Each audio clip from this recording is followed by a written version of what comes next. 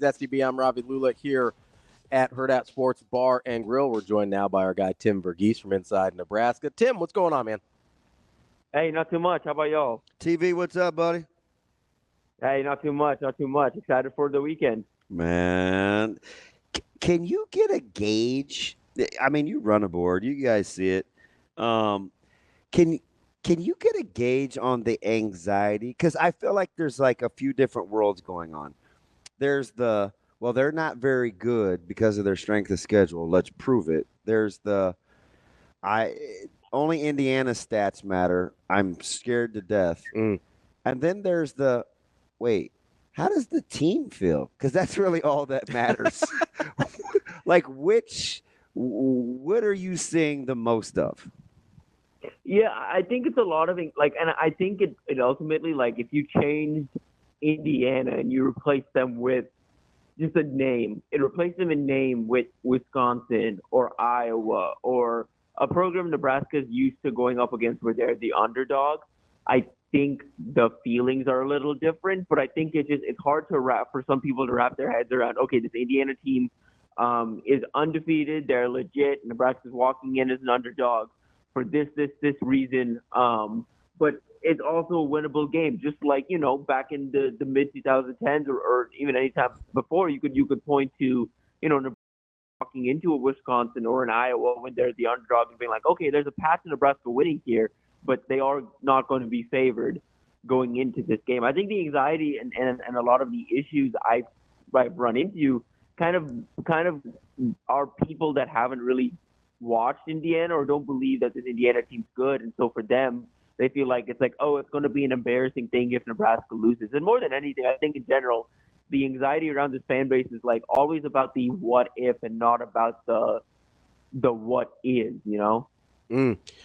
Tim, I've had the hardest time the last 2 weeks basically since the last game ended and we started talking about Indiana, because I think that Indiana is a good football team. I also think the stats make us think there's something they're not, because I don't look at Indiana and say, hey, that's a top 10 offense, top 10 defense in the country. I think they're a good football team.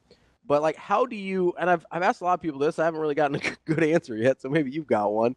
How do you weigh, like, the stats that we see that are kind of overwhelming or certainly can be versus, hey, the people you play impact the stats you put up? Right.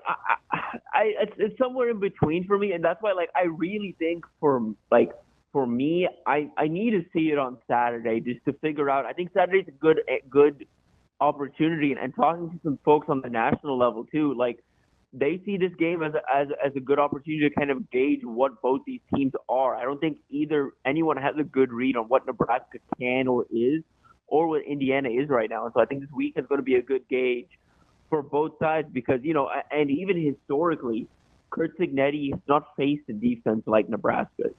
On the flip side of it, it's like, okay, Nebraska hasn't really faced an efficient offense to this level in a long time. So it's kind of a matchup of two things where something is bound to change, and I wouldn't get up in arms if Nebraska, gives up 25 plus points this weekend. I think this is the type of game where Nebraska ends up giving that up, but it comes in a good defensive performance regardless. Like, this is just an offense that's found ways to put up points on everyone they go up against. This is a coach that's found ways to put up points against anyone he goes up against. I'm sure he's got some answers on Saturday, and I'm sure he's going to test Nebraska's defense. But again, more than anything, I think it's a good learning lesson for both teams to figure out who they are and where they stand in the conference. TV, you're not going to believe this, because there's only 3 orders or 3 choices you can put in sequence. But from Monday to today, we haven't had one repeatable sequence to this question.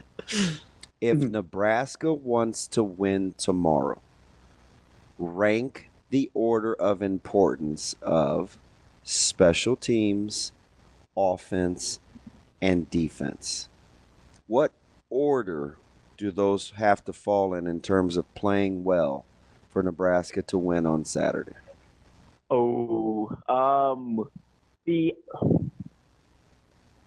I personally think it's offense first because I think this offense has to be able to keep up in the first place. Like I think regardless of how the defense plays, the offense is going to have to keep putting up points through 4 quarters for Nebraska to win. Okay, let me stop So you I right think there before you finish. The next answer, because we've had an offense first. Now the next answer after you finish the offense will be.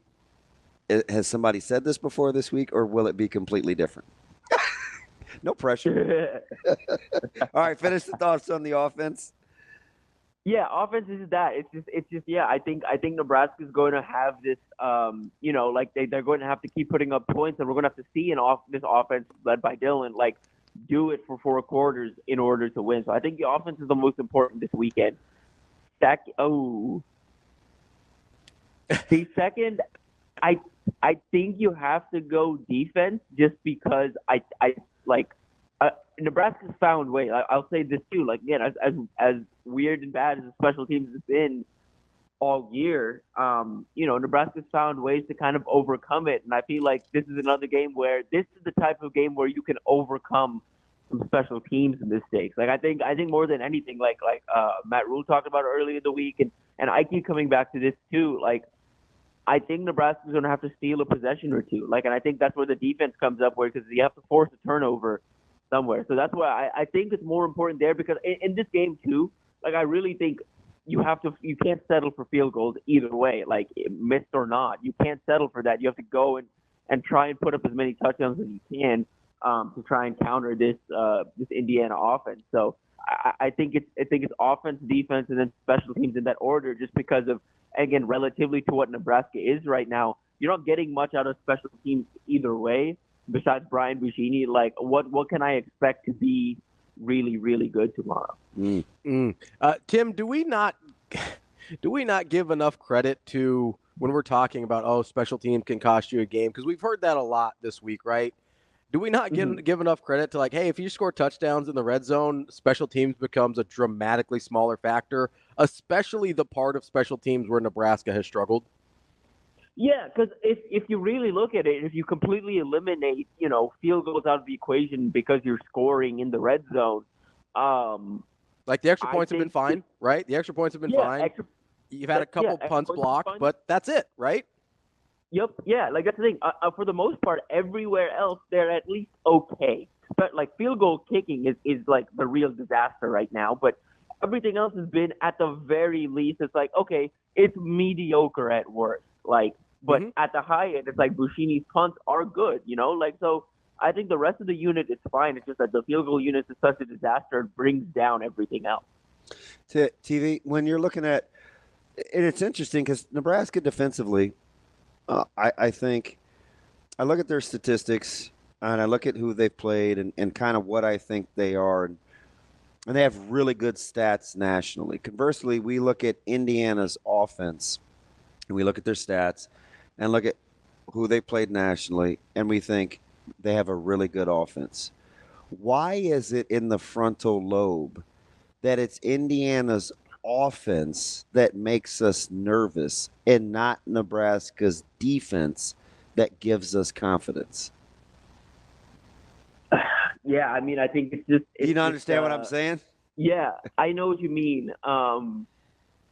More than I think it's just that the fan syndrome, of what the last couple of years have looked like, of everything. It's like again, like it's like okay, well, we're the underdogs on paper, and so it's like okay, well, we're facing this big bad. Again, I don't think this big bad is as big of a bad as everyone thinks. Like I do think, again, this is a game where Nebraska is going to it's going to be a level playing field in my opinion. Like again, and I'll say this too.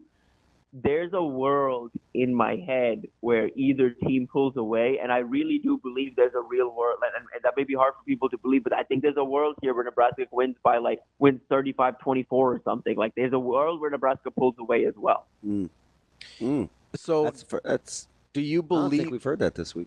No, I don't think we have either. Do you believe that because of what DB was saying there, of like you have confidence that the defense might be the defensive statistics from Nebraska might be more real than the offensive statistics from Indiana? Yeah, I think there's something to that, and I also think there's something to the thing I come back to a lot this week too is this Indiana team is not trailed under Kurt Cinetti just in general as a program, or Kurt Cinetti as a coach. He doesn't face these like massive deficits he has to claw back from very often. If Nebraska, and I don't think Nebraska's going to be in a place where they get him into like a 21-0 hole or a 3-score hole or anything, but get him in a 2-score hole at some point. They've not faced adversity like that this season. I need to see them face that for me to believe that this Indiana offense and this Indiana team is legit. I think that's the next step for them is coming back from a deficit and facing that type of deficit. So I wonder, Nebraska comes out on the road and they draw first blood. How does Indiana respond? And that's a world where I can see, okay, hey, Nebraska kind of gets an early lead and kind of rides it out just because, they face an Indiana team that hasn't really been dealt with a whole lot of adversity this year. Tim, you're kind of talking about dealing with adversity, and that makes me think of managing emotions, right?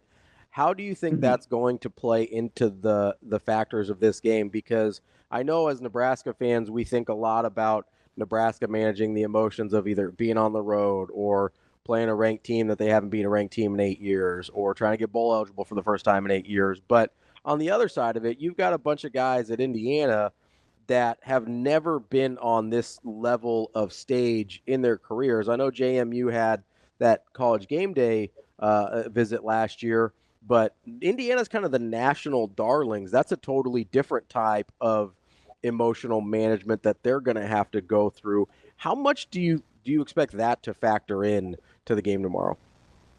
Honestly, not much. Like I do believe, like I think teams embrace the head coach's mentality, and for a team that's led by primarily guys that came with Kurt from JMU, I think this team reflects the head coach and just they enter every game confident. They enter every game. They're pretty they say it. Undaunted is their like their catchphrase. They're like, it's their word, and I think they really embrace that. So they've had the opportunity to stay, quote unquote, undaunted all year just because they get off to that early lead and they kind of ride it out. But what happens when they are, like I say, like what happens when they are punching them out? Like I think that's the big thing for me is I don't think there's going to be emotions or nerves for them leading into the game. It's just in a big game like this, in a big moment, you find yourself trailing, you find yourself in a hole. What do you do? And that goes for both sides too. I think Nebraska, has an opportunity to kind of right the ship a little bit after, Purdue, they were in that 0-0 like slugfest, but have an opportunity to bounce back. And we talk baby steps all year. This is an opportunity for baby steps in winning against an offense that's going to keep putting up points and winning against a ranked opponent. And I think this is an opportunity for Nebraska to take those 2 steps. Tim, when you're looking at individual matchups and kind of maybe not so much the recruiting profile, but the talent, where do you see the biggest advantage for either team when you look at skill, a group versus a particular group?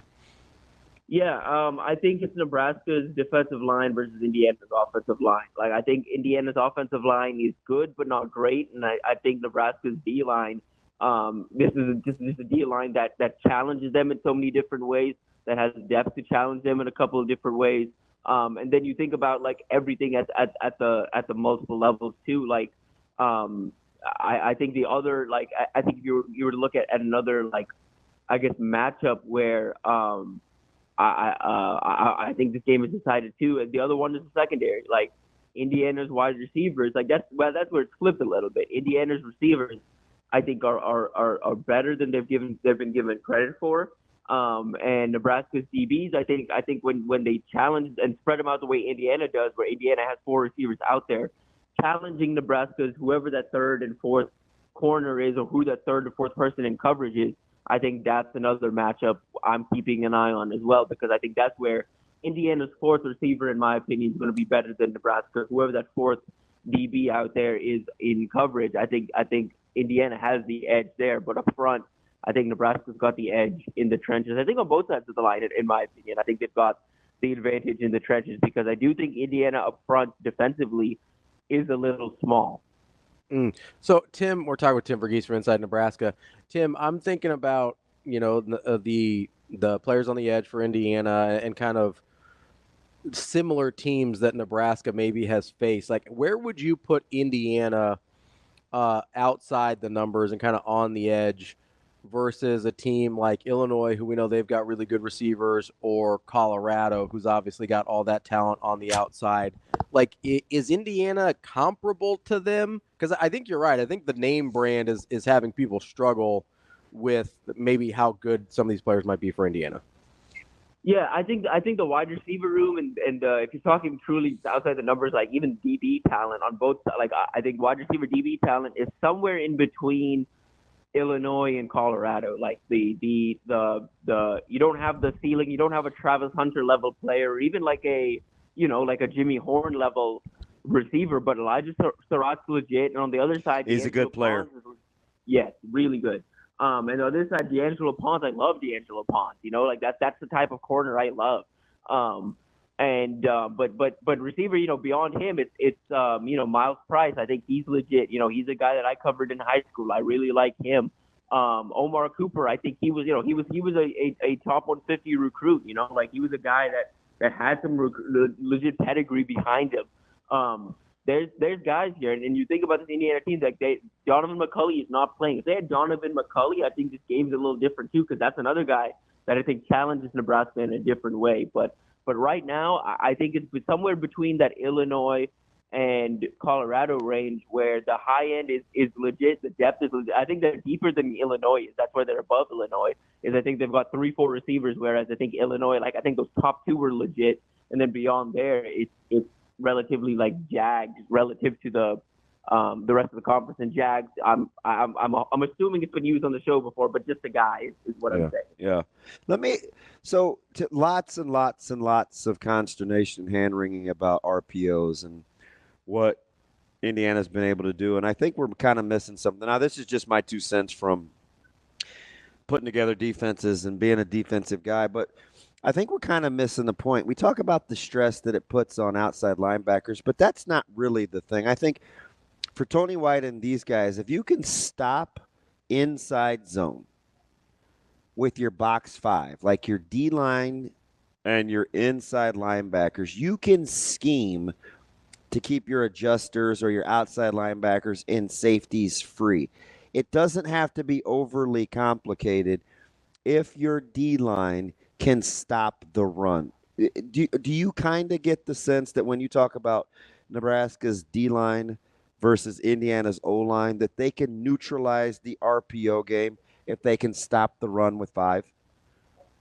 I believe so, just because I think you saw the adjustments from Illinois to Rutgers, and the other part of the Illinois game that concerned me a little bit, that I want to see how the team adjusts from, is the way the linebackers kind of looked in RPOs, and the way the defense kind of looked at RPOs, where I always think back to Illinois running an RP, like the strip sack or the strip that John Bullock had, and how on that play the slant's coming over him and he's just kind of stuck in place reading a QB's eyes, and that's where you don't want to be is flat-footed. You want to commit one way or the other kind of in those type of situations. Where Nebraska, I think, gets some help here is instead of John out there, in space, trying to cover, both the run and there. I think Javen Wright's going to be in that specific linebacker spot where his length comes into focus, where he can kind of jump up and bat some of those balls down, or at least get into the throwing window a little bit to force the handoff.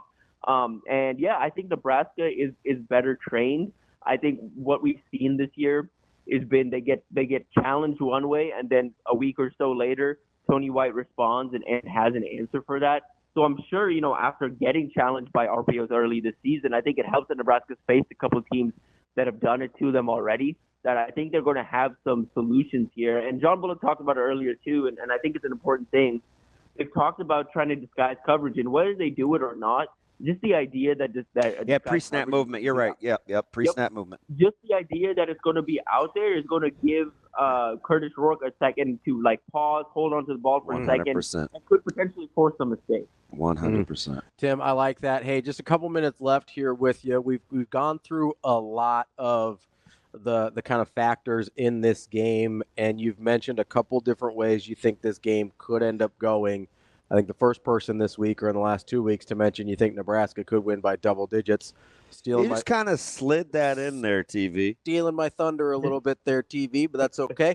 I'm going to let it slide because we look the same. But, Tim, I'm curious if you could nail it down to about 3 things that you are going to be that you think are going to be the indicators for how this game goes, what would those be? Indicators. Okay, one would be I come back to this too. This is game 7 for Dylan Raiola. This is week after the bye. They've had an opportunity to kind of sit down and look at what they do well on offense, what they don't do well. I think they're going to come out with a game script that feeds into what Dylan does well, what the offense does well. Get him some easy wins, build up some confidence. I think a key here, is with 6 games under his belt, I think this is a game where Dylan kind of takes that next step or has to kind of take that next step for Nebraska to win. Yeah. And I think that's really important because I think this team goes as Dylan goes and or the team can go as Dylan goes in a shootout type game like this. So keeping an eye on what he does, because if this is a game where, he starts to kind of light the world on fire a little bit and kind of gets hot early.